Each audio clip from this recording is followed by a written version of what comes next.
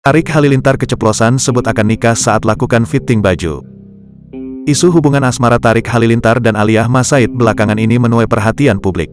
Di tengah kabar kedekatannya, netizen mencurigai bahwa hubungan Aliyah dan Tarik Halilintar ini semakin serius.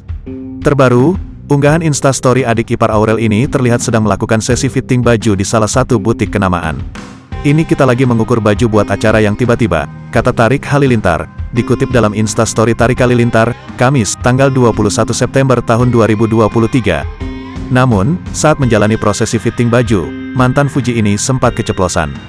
Disebutkan olehnya, baju tersebut akan digunakan untuk pernikahan.